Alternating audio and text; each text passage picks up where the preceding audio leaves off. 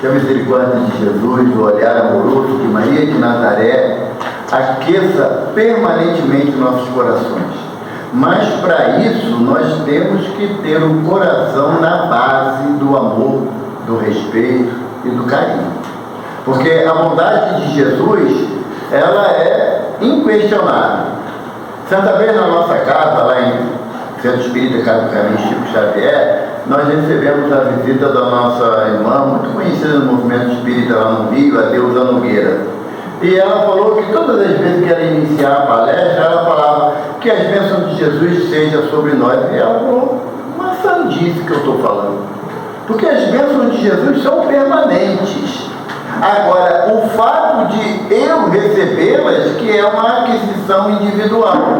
Porque muitas das vezes, ela falou e é uma realidade, nós colocamos um guarda-chuva de egoísmo na nossa cabeça e as bênçãos batem e não nos ampara, não por falta do doador, mas por dificuldade de cada um de nós como receptores dessas bênçãos. Então eu também mudei, porque se eu pedir a bênção de Jesus, eu estou dizendo que o Mestre deixou de me abençoar quando é impossível isso, porque ele fala que ele veio para os doentes.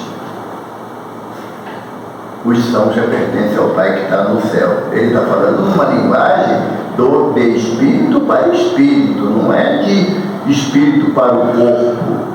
Ainda temos muita dificuldade nessa absorção dessa realidade. Nós não pensamos ainda como espíritos, nós pensamos como corpo. Tanto é esse pensamento que quando nos vemos imposto uma separação pelo fenômeno da morte que não existe, muitos de nós entramos numa depressão, num sofrimento, apesar de saber nós espíritas que a morte não existe, não como um elemento de finitude, de morreu, acabou.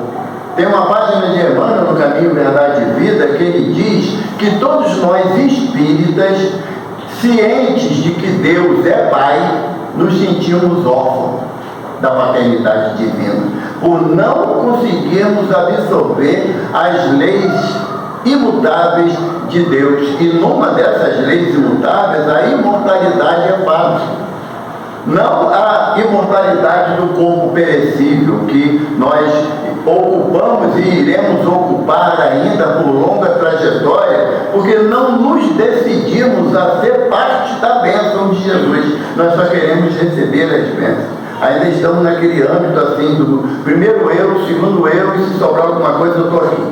A gente não tem ainda a visão que a doutrina nos propõe, que o nosso objetivo é sair da primeira pessoa do singular para a primeira pessoa do plural, nós.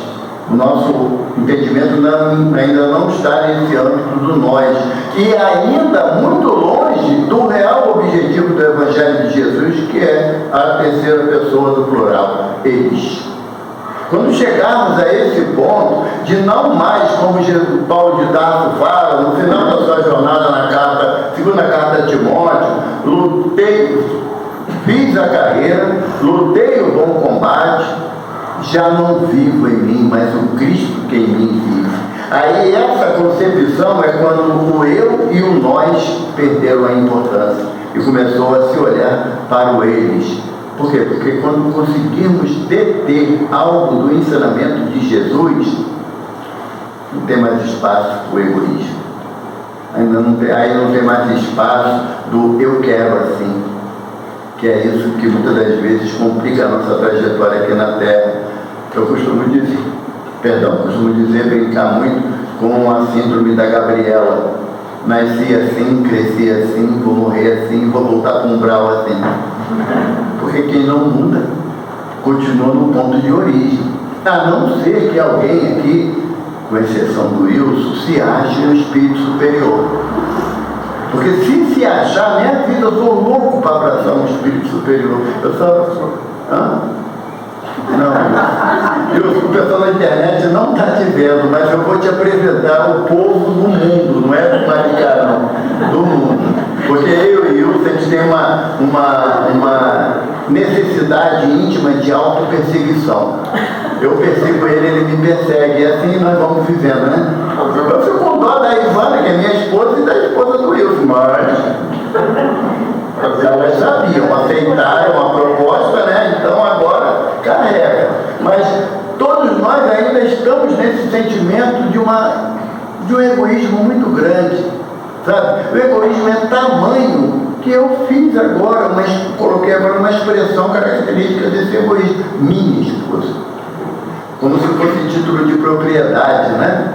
Se nem a vida é minha, ela está na mão do Senhor Deus, não é? Então, quando nós perdemos essa visão de posse, mesmo que seja temporária, e muitas das vezes nós nos enganamos em relação ao fenômeno da morte, ou como nós falamos comumente, desencarne. Emmanuel fala no Pão Nosso: morrer todos nós morreremos, invariavelmente. O problema da gente é desencarnar.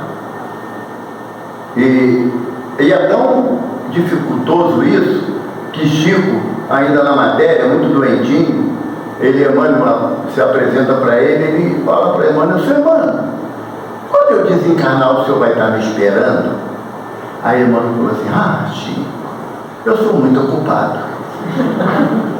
Quando você se perceber desencarnado, procura uma casa espírita. Tem sempre uma equipe espiritual de plantão para acolher os espíritos recém-desencarnados. Toda vez que eu falo esse caso do Chico, eu lembro da expressão do seu Emmanuel: quando você se perceber desencarnado. E é mais complicado do que a gente imagina. Tamanho o nosso apego à vida material, ao corpo, às minhas coisas. É tão intenso isso, que nós encastelamos essa situação em nós, espíritos imortais. Deixamos o corpo, mas não largamos o corpo. Caso vocês tenham oportunidade de fazer uma visita ao cemitério de Maricá, peça um médium vidente para ir junto e pede a ele para narrar as cenas mais dolorosas que vocês possam imaginar, de quantos irmãos sentados sobre o túmulo, seja um túmulo ornado, bonito, ou aquele simples lá com um monturo de terra em cima, a quantidade de espíritos dizendo assim para o corpo: levanta, quero sair daqui, tu não está vendo que eu quero ir embora? As ilusões encerram-se ali. As posses que eu morro, mas não abro mão do que é meu, encerra ali. Então é essa a proposta da doutrina. Muitas das vezes a gente chega na casa espírita e tem aquela alegria efusiva, porque a gente tem que entender que relacionar-se com a espiritualidade não é velório. Não é aquela cara triste, fechada, de sofrimento atroz, porque o Evangelho é boa nova. E Jesus fala para Barnabé, no livro Boa Nova, Jesus fala assim: Barnabé, já viu uma boa nova trazer tristeza? Não, ela traz alegria. E a alegria do Evangelho é que o amor de Deus é soberano, ele é envolvente. Se não fosse esse amor, Dr. Bezerra não tinha aceitado a incumbência de orientar os destinos dessa casa como de outras casas. E Dr. Bezerra, naquela simplicidade que chega a chocar a gente, porque ele fala numa mensagem através do Divaldo, a doutrina nos esclarece que Dr. Bezerra investiu também a figura de Zaqueu, a época do Cristo, sendo mais um dos seus apóstolos. E o Dr. Bezerra fala assim, isso tem uns 15 anos, ainda não consegui descer do sicômoro do meu egoísmo. Como a gente pode imaginar um espírito do patamar do Dr. Bezerra ainda se sentir egoísta? Então não é uma tarefa fácil deixar de ser egoísta, deixar de ser orgulhoso. Não é tarefa fácil, mas não é impossível libertar-se disso. Todos nós estamos caminhando para a luz. Esse título dado a essa casa, ela simboliza a nossa necessidade de sairmos das trevas dos nossos encastelamentos para encontrar a luz que emana de Jesus. Falei ontem numa reunião que tivemos em outra casa, que é triste quando você ouve um espírita falar assim: não estou vendo luz no fim do túnel. Por quê? Porque o túnel existe em todas as nossas jornadas, mas Jesus está no final e a luz dele é imperecível. Então, se eu não consigo visualizar o amor do Mestre por mim, então eu estou dizendo que a minha existência não faz sentido. E o que eu vou fazer? Optar pelo engano do suicídio ou reformular os meus conceitos? A nossa atividade principal nessa existência é mudar comportamento. Eu não consigo mudar o comportamento dos seres que nessa existência eu mais amo, que são minha esposa, meus filhos e meus netos. Eu não consigo, mas o meu comportamento eu tenho domínio sobre ele. Por isso que o Sr. Allan Kardec coloca para nós, no Evangelho segundo o Espiritismo, que o verdadeiro espírito é aquele que promove a sua transformação moral. Promove, não é aquele que já fez a transformação moral, porque esse ação já está com o Pai. Promove a transformação moral e pelo emprego que realiza para domar as más inclinações. E o Sr. Allan Kardec coloca doma, por quê? Porque é uma arte de permanente vigilância. O domador antigamente tinha uma cadeira e um chicote, e a do espírito, a cadeira da obediência e o chicote da resignação. Porque senão não vai conseguir domar. Senão vamos continuar repetindo erros milenares por pura preguiça. É por isso que o título da página é cuidados, mas não cuidados daquele da ameaça, cuidado com o que você está pensando, não. Não é esse tipo de cuidado, é o cuidado que nós temos que ter com nossos entendimentos e as nossas opiniões. Esse título pertence à lição 152 do livro Vinha de Luz. Eu vou ter que ler um trechinho aqui, porque esse texto aqui é uma pedrada. Como eu estou me abandonando o sentimento de egoísmo, eu vou dividir a pedrada com vocês.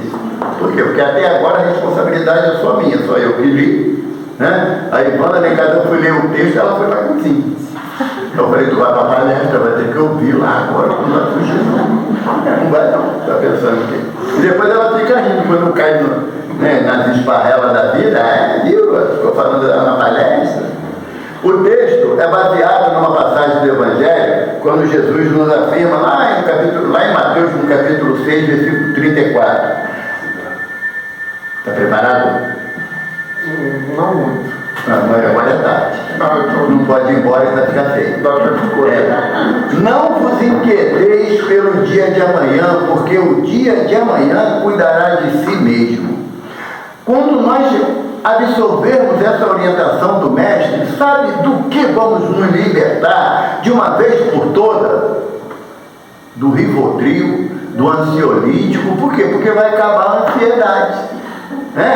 Vai acabar. Olha, eu tenho um exame, Marisa, para fazer dia 10 de janeiro. Eu acho que vai dar coisa ruim. Aí eu entro naquela ansiedade, depois eu tenho que procurar a Joelma e ali a minha nova aquisição. Entendeu? Mas é o seu nome. Tem que ser, né? É a minha nova aquisição. Tá? Hoje eu falei para ela, não foi? Eu falei assim, olha, eu estou te conhecendo hoje, mas já te amava. Não tem que vermelha. Tá vermelha. Tá? Mas aí eu vou ter que procurar Beatriz e Joelma, porque a minha ansiedade vai me levar ao consultório do psicólogo. Pela minha dificuldade de entender que a cada dia basta o seu mal. Que aqui Jesus está falando assim, ainda nesse complemento, ele fala, vê os pássaros do céu. Não sei nem colhe, mas Deus provê para ele os alimentos. Vê o lírio no campo, não tece nem fio, e nem Salomão, em toda a sua exuberância, se vestiu mais bonito do que o lírio no campo. Aí Emmanuel vem comentar justamente a questão do lírio, que a gente coloca de uma certa forma como sendo uma flor relativamente comum, mas não observa a importância. E Emmanuel, naquele olhar, Chico chegou uma vez perto de Emmanuel, sabe, João, e falou assim, seu Emmanuel, como é que o senhor consegue, de uma frase do Evangelho, tirar páginas tão lindas e, às vezes, múltiplas páginas? Sabe qual foi a resposta de Emmanuel? É para a gente ficar com vergonha. Eu soube aproveitar o meu tempo. Sabe? Não, acho que Emmanuel não via novela. E nem ficava vendo o WhatsApp toda hora. Eu acho que não. Né? Ele utilizou o tempo dele, o tempo que ele, depois de que despertou para o Evangelho de Jesus, lá em há 2000 anos, não é? Quem leu o livro lembra que no final da jornada dele, ele já cego, quando decidiu se dirigir para Pompeia, para aguardar o final da sua existência, junto com a sua filha Flávia, a serviçal da casa que virou familiar, que era Ana, e o marido de Flávia, sua filha, foram para Pompeia. E quando a liteira caminhava pelas ruas de Roma, chegando no porto da Via Ápia, ele ouve uma voz retumbante falar de Jesus. Ele abre a cortina para ouvir melhor e pergunta ao cocheiro: quem é esse que tanto fala nesse Jesus? Quem conheceu Jesus? Né? Lá na Galileia distante. Aí o cocheiro fala: é um dos cristãos chamado Paulo de Tarso.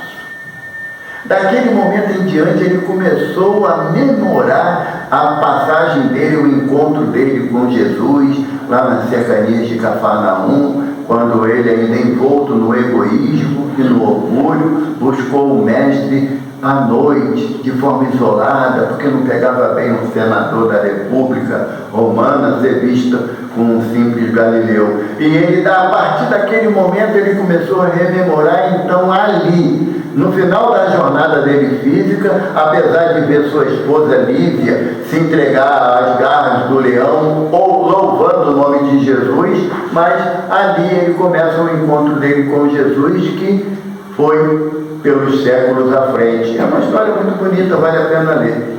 E aí, nesse encontro dele com Jesus, ele começou a ocupar o seu tempo com aquilo que realmente é importante para o espírito imortal, que é a renovação das suas atitudes. Nós hoje não enfrentamos mais leões, tigres, ursos, cachorros, gladiadores, mas enfrentamos as feras internas. Eu gosto muito de uma frase de Khalil Gibran Khalil, aquele poeta libanês. Ele diz: o divino mandou amar os inimigos. Obedeci, comecei a me amar, porque não existe inimigo maior da minha felicidade do que eu mesmo. Quando eu não tenho consciência disso, eu terceirizo a culpa. A culpa do pai dela, que arrumou um nome tão difícil para ela que não dá para comer. Qual é o nome dela? Começa com E e acaba com A. Isso, mais ou menos por aí. Tem uma soquinha de letra no meio. O nome, repete. Eridan. Quem é que criatura pode gravar isso com facilidade? A direção para cá, você colocou ela aqui para me espetar. Mas quando nós começarmos a sair desse ciclo vicioso do que eu quero, eu vou começar a entender o que Jesus quer dizer de não vos inquieteis pelo dia de amanhã. O Chico tinha uma frase que ele falava, que ele gostava de repetir. Ele dizia: tem duas palavras que não devemos ficar repetindo: nunca e sempre. Porque o nunca, muitas das vezes, tem a duração de uma vírgula, e o sempre, a incerteza do futuro. Então nós temos que ter cuidado. E quando Jesus fala não vos inquieteis pelo dia de amanhã, porque numa outra mensagem de Emmanuel sobre essa fase, ele diz: você não pode afirmar que o dia de amanhã chegará para você na matéria. Não podemos mesmo. Então Emmanuel, analisando essa frase, e ele vai falar sobre os lírios, aí tem um momento que ele fala assim. Eu pulei 2 parágrafos aqui que ele fala só do Wilson, aí fica chato, pega mal. Aí eu te protegi nessa. Valeu? A recomendação de Jesus referente à inquietude é daquelas que mais se prestaram aos argumentos dos discutidores ociosos. Vou trabalhar não? Jesus falou que eu não me preocupasse no dia de amanhã. Que o passarinho, ele não trabalha e come, o lírio cresce, então a vontade de Deus vai me alimentar, né? O preguiçoso falei, Emmanuel tem uma página que ele fala assim, ócio improdutivo. Todo ócio não é improdutivo, não. Porque é a análise de um para o outro, né? Eu vejo a Beatriz lá, caralho, de olhinho fechado assim, ela está refletindo sobre algum assunto importante para ela, mas para mim está falando o quê? Está fingindo que está rezando, está fingindo. Pergunta fingida, quem me conhece. Sabe, o ócio é a avaliação de alguém, não a ação de quem está nessa situação. Para mim é ócio. Então, Emmanuel fala que é ócio improdutivo. E aqui ele fala que é ócio, discutidores ociosos. Aí ele fala assim, mais adiante: depois de reportar-se o Cristo aos lírios do campo, não foram poucos os que reconheceram a si mesmo na condição de flores, quando não passam ainda de plantas espinhosas. Porque o lírio, ele tem a sua funcionalidade na natureza. E quando eu não presto nenhuma tarefa para o outro, eu crio espinho e não flores no meu íntimo. Continua, Emmanuel. Decididamente, o lírio não fia nem tece, consoante o ensinamento do Senhor, mas cumpre a vontade de Deus. O que é cumpre a vontade de Deus? O lírio, a semente ou um ramo dele sai, forma outro lírio, a haste cresce, surge a flor, não é? Aí Emmanuel falou assim, se ela não for tirada pela mão daquele que egoisticamente quer levar só para si o lírio, ele produzirá o néctar necessário para alimentar outras vidas. Não é assim? A gente não vê os insetos entrando na copa do lírio para poder absorver aquilo que ali ele guardou? E achei interessante ele falar que se a gente não for egoísta para levar o lírio para casa, ao invés de deixar ele na natureza como ele deve florescer, ele estará fazendo a parte que lhe cabe na criação. Porque tem um provérbio chinês que eu gosto muito que diz que quem gosta de flores leva para casa, quem ama deixa ela no caule, na terra. Porque a beleza da flor é ela ser admirada por todos. Aí, eu durante um tempo, eu até comprava flores para Ivana, mas depois que eu li isso, fiquei com vergonha. Eu dou a planta para ela, né? Que aí vai ter flor para ela o ano todo, né? Então, nessa observação de Emmanuel, ele fala que não solicita o lírio. Olha só, se qualquer semelhança com a gente é mera coincidência. Não solicita a admiração alheia. Viu o que eu fiz? Uma palestra bonita, não foi? É a pessoa que inclina seu palmo. Sabe, que aí a gente começa, não é para bater palma mesmo não, pelo amor de Deus. Tá? Mas a gente começa a querer a aprovação do outro para as tarefas que são nossa responsabilidade. Sabe? Não é favor nenhum não você fazer o que é certo. Não é favor. Mesmo num plano de prova e expiação, onde temos tantas dificuldades de realizar o que é o certo, porque você passa a ser diferente quando você faz o que é o certo, mas você tem que acalmar a tua consciência, não a opinião do outro. Porque Jesus, na minha concepção, quando Pilatos determinou que ele fosse crucificado, se fosse logo, desaparecia dali, ia aparecer em outro planeta, porque era um Cristo, né? Não tinha dificuldade nenhuma. Mas ele não, ele acatou a decisão, porque ele falou lá atrás, a César que é de César, Deus que é de Deus. Se César determina leis que eu, como cidadão, devo cumprir, eu vou cumprir. Agora, se essa lei ferir aos princípios da lei divina, eu não cumpro. Eu não cumpro. Ou alguém, caso seja legalizado no Brasil o aborto, ou o assassinato, ou a morte de seres anencéfalos, ou qualquer dificuldade na gestação, será que nós vamos aceitar e praticar essas leis só porque a humanidade decidiu? Ou será que nós vamos também para a Suíça, onde tem o suicídio assistido? Então, quando uma lei humana fere uma lei divina, aí, se eu seguir a lei humana, eu estou assumindo a responsabilidade e responderei por isso. Mas no caso aqui, Emmanuel fala que o lírio, ele cumpre a tarefa que lhe cabe, e ele diz que não solicita admiração alheia, floresce no jardim ou na terra inculta, dá seu perfume ao vento que passa, enfeita a alegria e conforta a tristeza. Quando bota o lírio no túmulo, né? no caixão de alguém, é útil à doença e à saúde, porque tem certos medicamentos que podem ser feitos como chás também com a flor do lírio. Não se revolta quando fenece, quando morre. Já viu algum lírio aborrecido? Nunca tem. Maldade fizeram comigo. Não tem, né? Não se revolta quando fenece o brilho e quando lhe é próprio, ou quando mãos egoístas a separam do berço em que nasceu. Aceitaria o homem inerte, quer dizer, o homem preguiçoso, aquele que não produz nem para si, nem para a sociedade, aceitaria o homem inerte o padrão do lírio em relação à existência na comunidade? O que nós somos na comunidade que estamos inseridos? Aquele que só recebe ou aquele que se preocupa em colaborar com a sociedade? Aquele que se coloca na condição sempre do necessitado ou aquele que mesmo dentro da sua necessidade se propõe a ajudar aqueles que têm maiores necessidades do que eles? Qual é a nossa postura?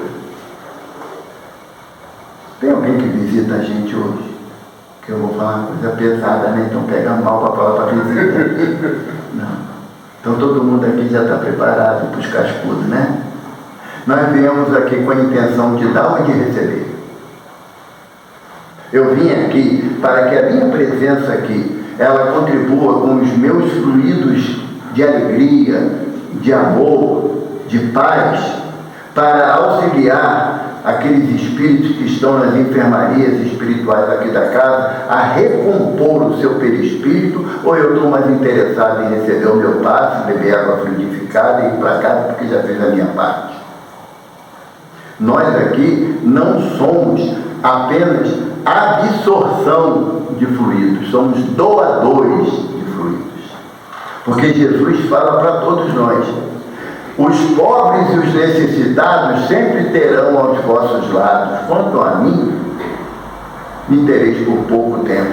O que quer dizer pouco tempo para um Cristo? Algo em torno de uns 5 bilhões de anos, desde que nós compreendamos as palavras de Jesus. Jesus fala para a gente que aquele que quiser ser o maior, sirva a todos. Assim, quando convidado para uma festa, não procure os primeiros lugares. Deixe que você, sendo alguém que o dono da casa tenha carinho e respeito, lhe convide para sentar à cabeceira. E nós ainda estamos naquela proposta de vir à casa espírita, porque hoje eu não estou legal, sabe? Eu estou precisando de um passe para me reequilibrar. Aí quando chega aqui, a espiritualidade fala assim: Evaldo chegou, vai dedicar um pouquinho dos seus fluidos, dos seus pensamentos no bem para aqueles que precisam. E eu entro aqui e falo: Marisa, eu preciso de um passe, senão não vai ter palestra hoje. E a gente faz cada drama com as nossas situações, mas quando alguém chega perto de mim e conta as suas dores, eu falo: sabe o quê? Estamos num plano de prova e expiação. A dor ainda é necessária, não podemos nos rebelar. A gente sabe da lição, uma maravilha, aplicá-la na nossa vida, que é a grande dificuldade da gente. Uma vez, numa casa que acho que aqui ninguém conhece, a Calossi. A casa é maravilhosa. Agora o frequentador. Aí eu vi. O Wilson vem, porque ele fala assim: eu vou lá, na Calossi não está dando, mas vou lá para ver que surge alguma coisa. Mas uma vez lá na Calossi, a gente fazendo um estudo lá, uma palestra, e aí entrou um benfeitor e falou assim: eu preciso do fluido de energia de pacificação.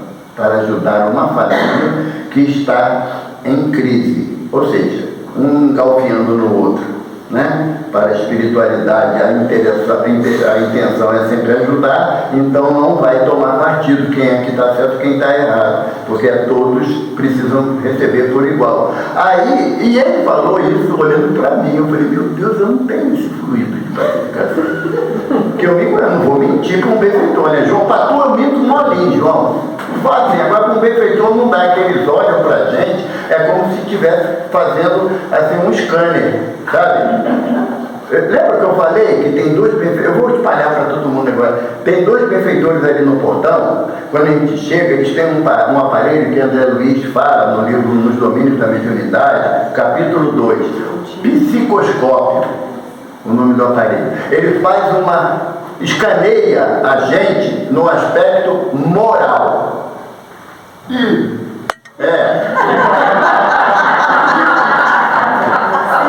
No caso do Wilson, tem uma impressora, aquela de formulário contínuo, sabe? A folha já está lá na rua, mas não deu tempo de imprimir a nossa ainda não, está só do Wilson. Tem lá, ele faz um scanner. Aí, evidentemente, que aqui próximo à mesa tem um benfeitor espiritual que dirige a reunião no aspecto espiritual. E aí, quando você entra, e o safista já está na mão dele. Ó, hoje a necessidade do Wilson falou mal de todo mundo aqui. De novo.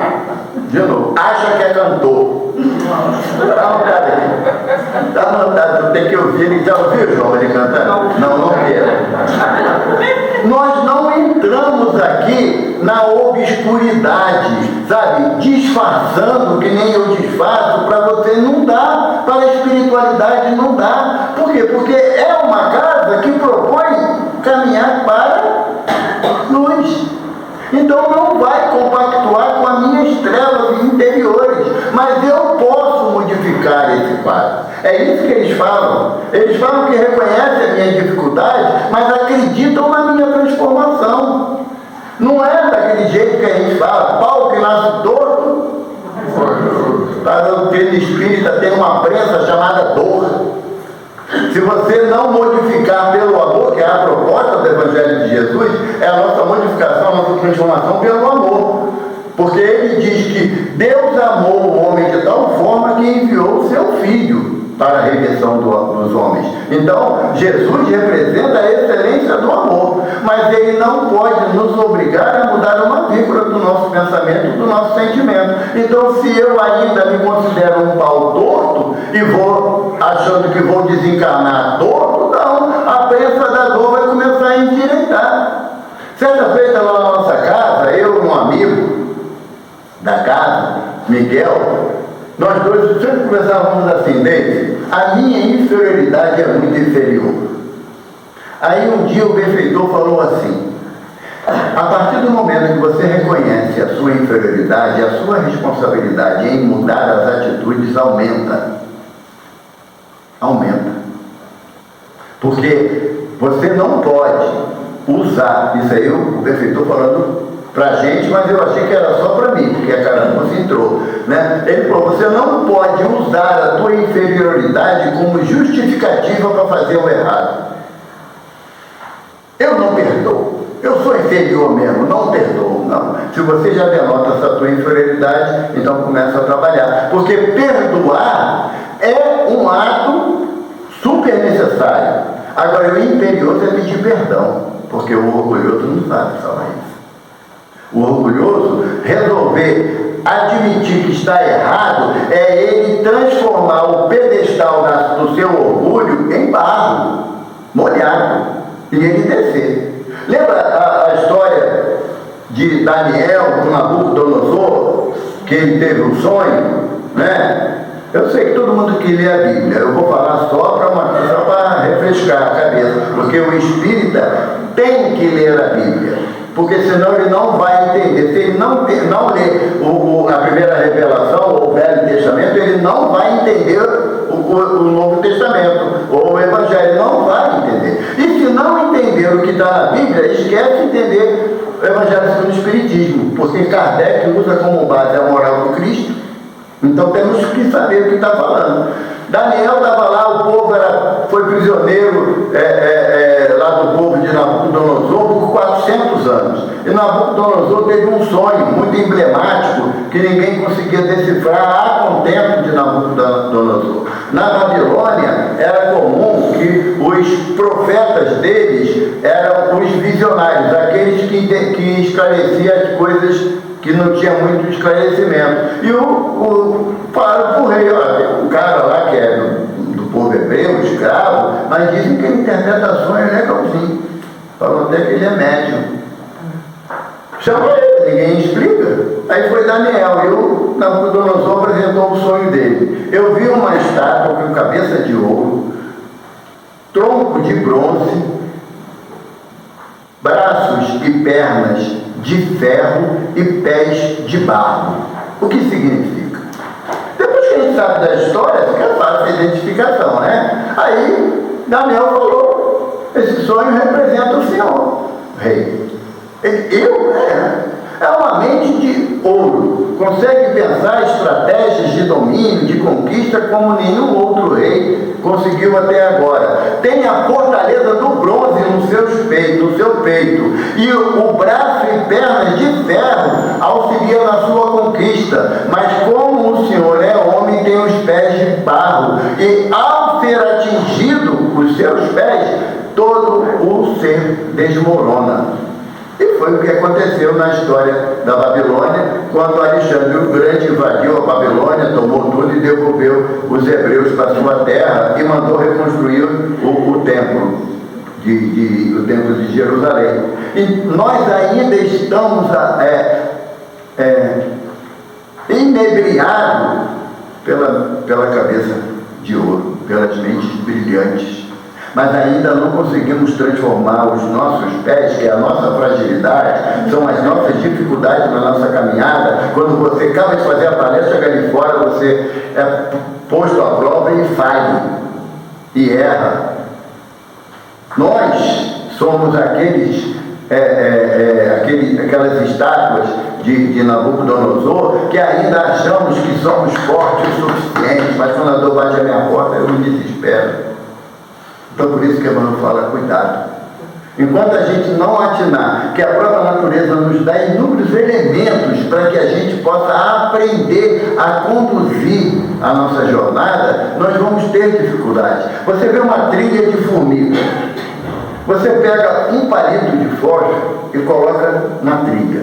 As primeiras formigas irão impactar, quase não saem do lugar. Mas as que vêm atrás fazem um novo percurso e continuam a trilha. Nós estamos com uma dificuldade, seja ela que nível for, que não tem como medir dificuldade de ninguém, cada um carrega o seu peso e cada um deve ser respeitado nisso, mas nós paralisamos as nossas ações no bem, na casa espírita, em função da dificuldade. É quando a gente tinha que aumentar. Porque eu escutei há uns 30 anos atrás, passei por uma situação um pouquinho difícil na minha jornada, e um benfeitor falou assim: se com Jesus está difícil, imagina sem Ele. Deu um ânimo, porque realmente, hoje eu entendo que não foi a maior dificuldade que eu enfrentei.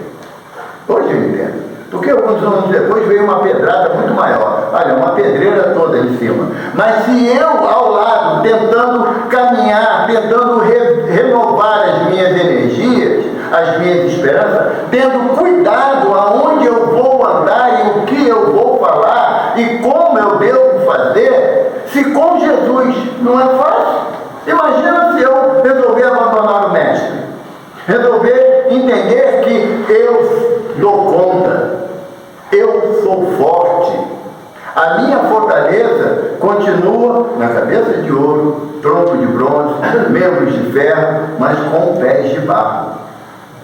Quando nós caminhamos à luz do Evangelho, é-nos proposto uma percentagem maior de obediência e resignação.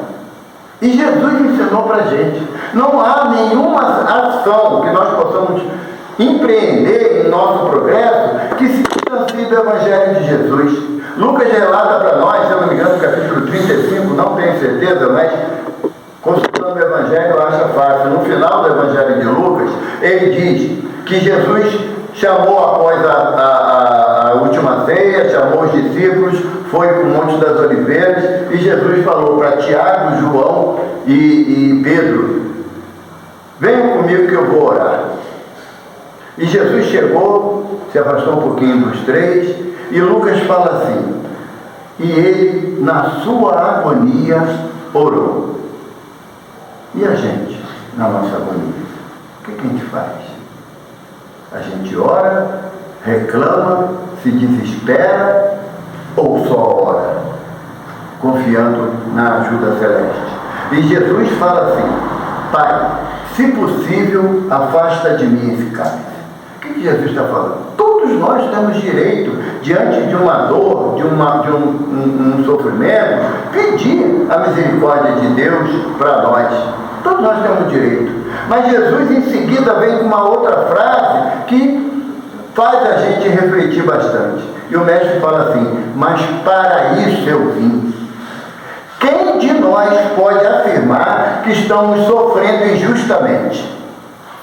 Que eu não merecia passar pelo que eu estou passando, pelo que eu passei, ou pelo que eu vou passar aí? Quem de nós pode afirmar isso? Que houve um erro na legislação divina, que eu estou passando por uma situação muito difícil e Deus não está vendo? Ou falar como muitas vezes falamos: Deus esqueceu de mim. Lá em Deuteronômio, capítulo 18, tem uma frase que Moisés cunhou, que era assim: o Messias conhece as suas ovelhas pelo nome, assim como Deus conhece as estrelas pelo nome. A nossa identificação com Jesus é íntima, é espiritual, sabe? Aonde nós transitarmos, Jesus está cuidando de nós. E Jesus não é, Paulo fala isso na carta aos Hebreus, Jesus não é homem para mentir. Se ele afirmou: estarei convosco até a consumação dos tempos, eu não tenho a menor possibilidade de duvidar disso.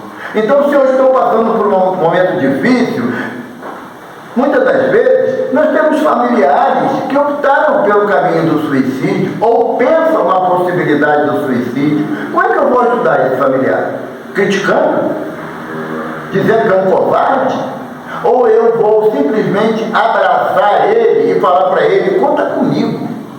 Eu também passo por momentos difíceis, mas eu confio no amor de Jesus. O meu cuidado, ele é representante do cuidado de Jesus por mim. Todos nós temos jornadas a acertar nossos passos. Nós somos espíritos que durante centenas de séculos optamos pelos passos errados, fugindo do Evangelho de Jesus. Um benfeitor certa vez nos falou que a estrada, ela é única para todos os espíritos, porque todos nós somos criados simples e ignorantes. E a estrada é única, mas chega em determinado momento que essa estrada tem uma bifurcação. Um lado vai para Jesus, o outro vai para os prazeres da vida material. E quando você chega no final da vida material, você não sente alegria, não sente prazer, porque está faltando o complemento da moral do Cristo na nossa vida. Ah, então eu posso pular para a estrada? Não, você tem que voltar. Toda a caminhada empreendida para depois pegar o caminho certo. E nós estamos nesse vai e vem nessa estrada há tantos séculos que você cansa fazer a coisa errada. Cansa. Por quê? Porque nós sabemos que as nossas atitudes, porque não somos cuidadosos conosco mesmo. Eu quero tanto cuidar da vida do outro, sabe? E esqueço da minha, que é a principal. Eu sempre falo, eu tenho 4 filhas biológicas, tenho um enteado, quer dizer, são 5 almas que estão na minha jornada, fora os 7 netos, né? Tenho os gêmeos pequenininhos, 2 meses. Vai tocar um horror na família. Mas eu não tenho como mudar uma vírgula da trajetória desses seres que eu muito amo, mas a minha eu tenho. A minha eu tenho. E quando eu me canso do mal, eu estou fazendo aquilo que está no livro dos Espíritos, quando os benfeitores falam para Kardec, quando Kardec fala em qual momento o mal deixará na terra. Os benfeitores falam, é necessário que o mal robusteça para que o homem sinta a falta do bem. Hoje, a grande maioria de nós, espíritas, já estamos querendo nos distanciar do mal. Já estamos querendo. Já é um passo bastante considerável. Mas se eu permitir que o orgulho e o egoísmo ainda funcionem como imã para eu voltar para a prática do mal, porque a prática do mal, gente, não é vender droga, não. Não é desviar dinheiro público, não. O mal é toda a atitude minha que não redunda num bem para o próximo. Porque os benfeitores falam que não basta não fazer o mal, é imperioso fazer o bem, porque não fazer o bem já é o mal. Então, quando Emmanuel me propõe o cuidado na análise da simologia que Jesus traz para a gente do lírio e dos pássaros, Jesus fala assim, não é o homem mais importante do que os lírios e os pássaros. E se Deus tem um olhar tão amoroso para o lírio, que ele nasce no charque ou nasce na terra boa, ele não escolhe. E eu acho que em determinado lugar, eu não entro. Tem uma história do Chico, lá em Uberaba. Ele estava em casa, não tinha atividade no centro aquele dia, que era excepcional, que lá todo dia tinha atividade no grupo da prece, mas naquele dia em particular não teve. E Chico escutou bater palma. Quando chegou na porta, era o padre da cidade. Aí o Chico, ô seu padre, sua bênção. Olha o respeito dele às outras crenças, né? E quando ele falou sua bênção, aí o padre olhou sério para ele e não respondeu. Seu padre, entra. Não entra em casa de pecador. Aí o Chico, então o senhor vive muito tempo na rua, né, seu padre? Porque quem é que pode estar livremente na consciência distante do erro? Porque pecado não é você fazer algo que atinge a Deus, é impossível. Pecado, na origem de uma ótica da palavra, significa errar o alvo. Esse é o pecado, o alvo é ali, eu vou para lá, eu estou errando, eu estou pecando. Mas não tem um cunho de punição que nós aprendemos ao longo dos séculos. Porque se Deus fosse punitivo, como acreditávamos há algumas existências, você acha que tinha alguém na Terra encarnado? Evidentemente que não. Mas ainda não estamos naquele ponto que Jesus propõe para cada um, Júlio. Os meus discípulos serão conhecidos. Eu não consigo amar os meus parentes. Tem hora que me irrita, dá vontade de... Hoje em dia não tem mais telefone fixo, né? É só o celular. Quando é o telefone fixo é legal. A gente inventaram a pina, que vinha um número, aí você deixa tocar. Hoje em dia não pode mais, né? Hoje já vem o WhatsApp, aí a pessoa fala assim, eu vi que você estava online, pode atender, né? O meu sogro fala assim, estava acordado 5h30 da manhã, né? Ele fala pra gente isso. Então hoje em dia você não tem mais desculpa. Mas se eu não tenho tanta facilidade de amar aqueles que eu digo que eu amo, sabe? Como é que eu vou amar todo mundo? É uma proposta provisoriamente difícil, porque eu só vou caminhar em direção a Jesus a partir do momento que eu exercito o amor, e o amor de forma incondicional. Aí não que é isso não, deve ser legal pra caramba, você amar muita gente, né? Naquela forma de despreendimento, de você amar e não querer ser amado. Eu falava com Beatriz antes, aqui quem já passou por uma ingratidão? Levanta a mão. Graças a Deus, pouca pessoa. Porque toda vez que você passa pelo processo da ingratidão, demonstra o teu orgulho, a tua vaidade. Porque Jesus fala, dê com a esquerda sem que a direita saiba. Se eu faço um bem para você e depois eu quero um retorno, você não me dá, tu é ingrato. Então, eu sou orgulhoso, eu que não aprendi o Evangelho como Jesus queria explicar para a gente. E olha, aqui tem pouco, mas uma vez eu fiz uma pergunta que foi... Parecia ola no Maracanã, lembra aquela ola? Quando eu perguntei, quem sofreu ingratidão? Pessoal, aí eu tive que dar o restante da receita, que eu não podia. Eu falei, não, é assim mesmo, pessoa ingrata, né? Eu não podia falar. Chamei todo mundo de orgulhoso, vaidoso e egoísta. Eu acho que nunca mais me chamam. Mas não tem problema, né? A gente mandou o recado. Porque a proposta do Evangelho é essa transformação íntima. Eu tenho que parar de tomar conta da vida dos outros. Sabe? É imperioso isso. E a pessoa, cada paciente que vai lá no teu consultório, você cima de mudar ele. Já está pobre, né, meu filho? Que ia fugir de todo mundo, né? Sabe? Porque ninguém, as pessoas, muitas das vezes, não querem ser mudadas, elas querem ser aceitas. Mesmo que esse ser aceito lhe transforme em sofrimento, em dificuldade. E a proposta do Evangelho é ir de 2 a 2 e anunciar o meu Evangelho. E teve alguém de uma mente iluminada que falou assim um complemento que não está na Bíblia, não está no Evangelho. Se necessário, use palavras. Que é anunciar o Evangelho através das nossas ações, das nossas atitudes, para eu demonstrar que eu cuido daqueles que Deus me confiou na figura familiar. Eu tenho que oferecer o meu melhor, mesmo que não seja aquilo que o outro queira, porque muitas das vezes exigimos dos outros o que os outros não podem nos dar, assim como também exigem de nós aquilo que não podemos dar. Mas todos nós temos a possibilidade de encaminhar um olhar de carinho, de respeito, de amor.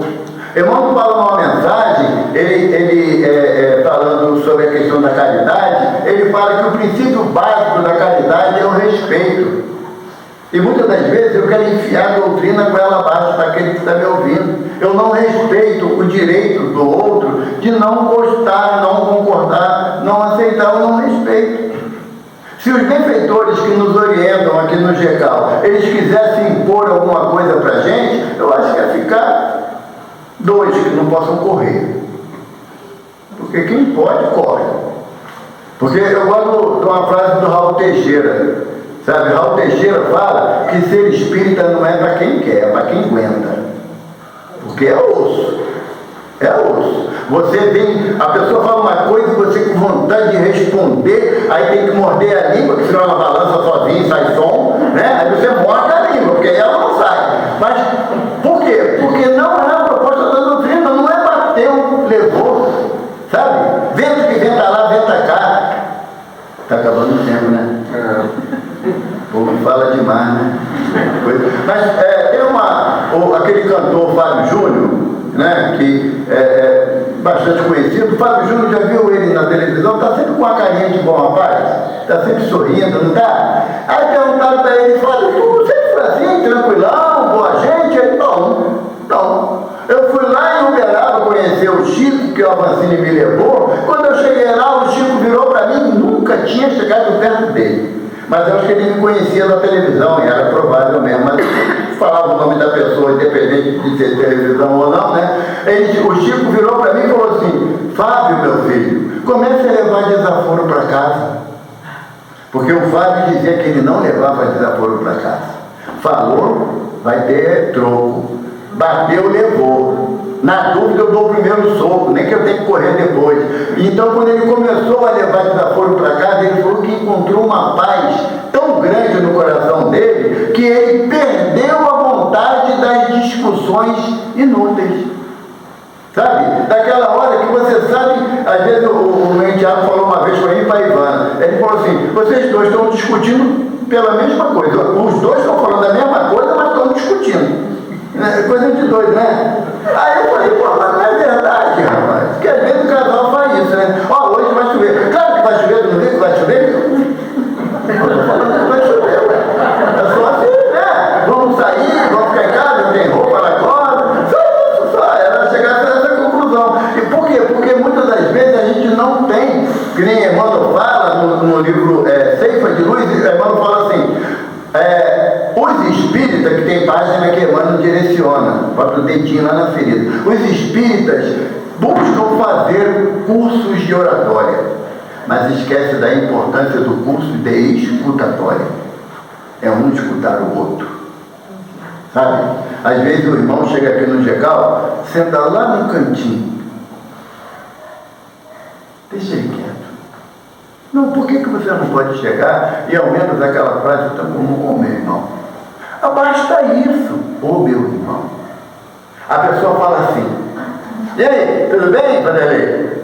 Eu vou dizer, não, rapaz, sabe o que é? Depois eu falo contigo, eu estou aqui resolvendo o negócio. Sabe o que é? Se o outro fala assim, beleza, ele tá, parece lá em casa, não dá o endereço, né? Mas parece lá em casa, sabe? A proposta da escutatória é você oferecer a caridade de ouvir o outro.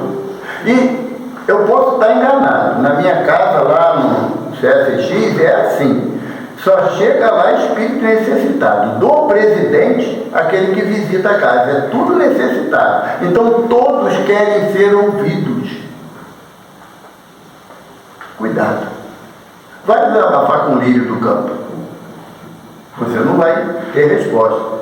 Mas quando você for desabafar com alguém, você espera que aquele alguém tenha o cuidado de te ouvir e de te amar.